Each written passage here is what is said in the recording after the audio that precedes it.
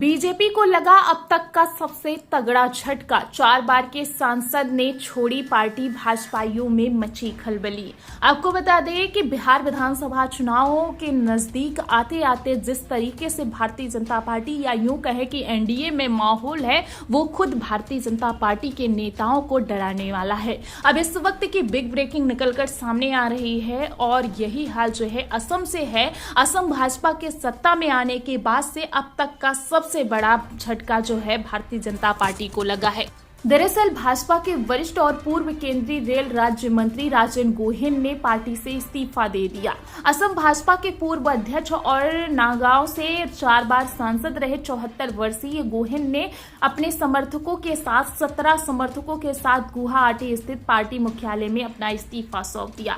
3 दशकों से अधिक समय तक भाजपा का हिस्सा रहे गोहेन हाल के वर्षों में असम इकाई के भीतर पुराने नेताओं और नए नेताओं के बीच आंतरिक दरार का सबसे प्रमुख चेहरा बनकर उभरे थे। यह दरार मुख्यमंत्री हेमंत बिश्वा शर्मा के नेतृत्व में उभरी थी। शर्मा 2015 में कांग्रेस से भाजपा में शामिल हो गए थे। शर्मा खेमे में जयंत मल्ला, बरुआ, पीयूष हजारिका और अजंता नियोग जैसे कई नेता शामिल हैं, जो उनके मंत्रिमंडल का हिस्सा भी हैं।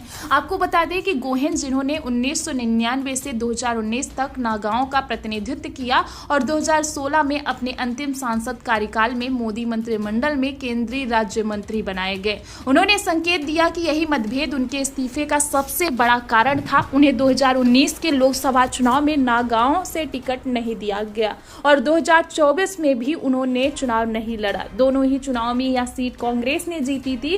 गोहेन ने कहा कि हम इस पार्टी में उन लोगों के लिए शामिल नहीं हुए हैं जो वर्तमान में सत्ता में हैं। हम अटल बिहारी वाजपेयी, लाल कृष्ण आडवाणी, मुरली मनोहर जोशी और अन्य वरिष्ठ नेताओं से प्रेरित होकर आए थे, लेकिन स्थिति ये है कि दूसरी पार्टियों से लोगों को लाने के बाद जिन वरिष्ठ लोगों ने अपने जीवन का सबसे कीमती वक्त भाजपा को दिया, उन्हें दरकिनार कर दिया गया। उन्होंने आरोप लगाया कि भाजपा अब असमिया लोगों की सबसे बड़ी दुश्मन है। गोहेन अहोम समुदाय से हैं। उन्होंने दावा किया है कि 2023 में हुए परिसीमन के बाद अहोम जैसे स्वदेशी समुदायों का प्रभाव कम हो गया है। गोहेन ने कहा कि असम विधानसभा में लगभग 30 से 40 सीटें कभी अहोम समुदाय द्वारा तय की जाती थी, लेकिन आज ऐसा कोई निर्वाचन क्षेत्र नहीं है जहां से वह टिकट का अधिकार मांग सके।